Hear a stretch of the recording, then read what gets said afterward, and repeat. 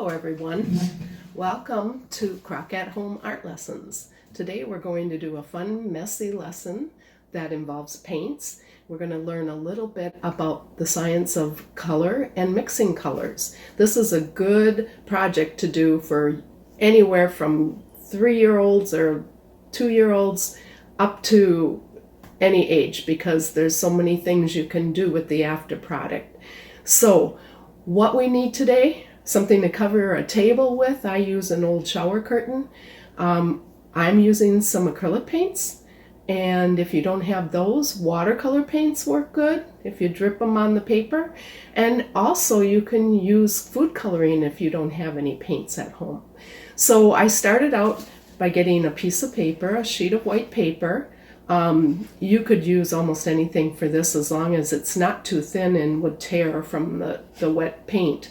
You could even use junk mail. Nobody cares. So it's a good project to do with what you have at home.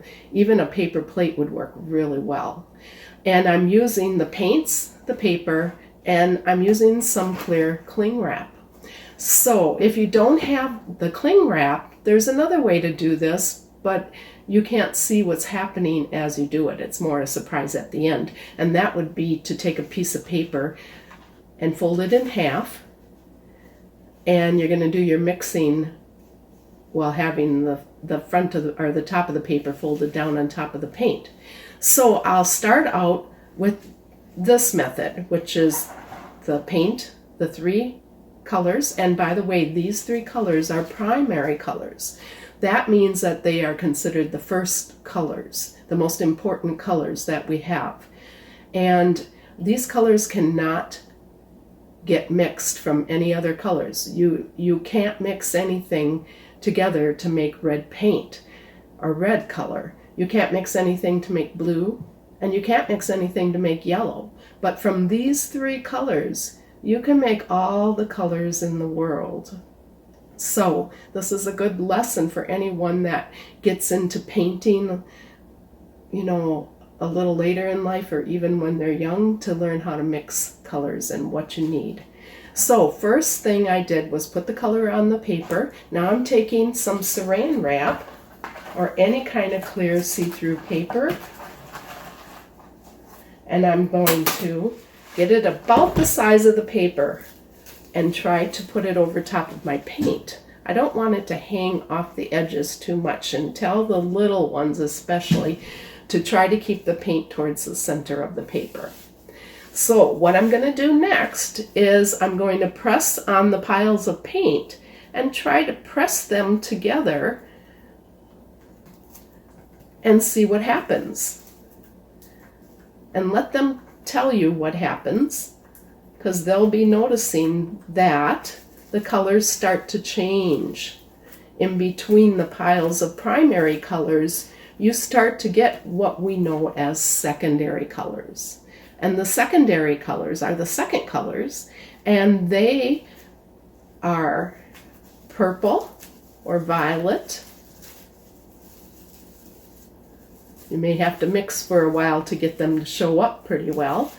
And that's mixed between the red and the blue. And then between the blue and the yellow, you'll get a green.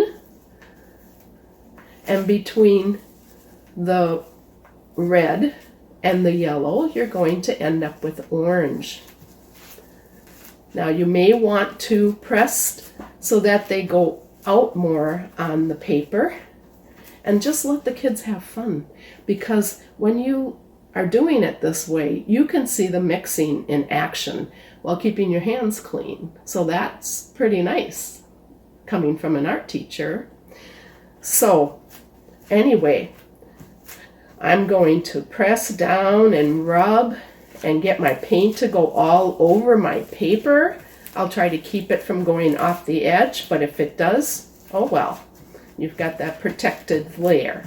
Okay, so here are some of my results. The purple's a little harder to see because we have a dark blue. If you put a drop of white paint in there, or you use a little bit lighter blue, you'd probably have more success in seeing the purple. but you can definitely see the green between these colors. So keep working them, try to get more of the paper filled, and then put it off to the side. Okay, you don't really want that to dry overnight though, but if you use watercolor paints, you can let it dry overnight before you take the saran wrap off. Next, I'm going to take the paper that we folded in half, put the top half down over the colors, and just squish. This one's a surprise. You don't really know what this is going to turn out to be. So that's kind of fun too. So I'm going to squish my paint all over. Whoops, it just came off the top edge, and boy, is that pretty. Squish my paint all over. Keep rubbing it. And then, when you think you're ready, you can peel the two sides of the paper apart, and voila, look what you get. Isn't that beautiful? It not only has beautiful colors mixed in together, but it's created a really beautiful shape.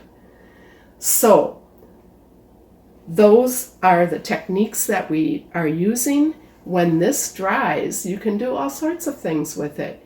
You can cut out the shapes and make other things with them, make the shapes of animals with round heads or oval bodies. You can take a black marker and draw on around your shapes or draw things that you see in the shapes, and that's a lot of fun. Now I'm going to pull the saran wrap off of the first one. Cool. Okay, so that can be thrown out or let it dry and have fun with it. Stick it to a window after it's dry. Let the light come through it. And here is your result from that. You can let this dry and do all sorts of wonderful things with it too. This could make a stormy background on a silhouette of a black tree. And if you click below, I have some pictures to show what you can add to it, like cutting out black paper and gluing it on. So I hope you had fun today and you learned a little bit about color, and we'll see you again for some more fun. Thank you. Goodbye.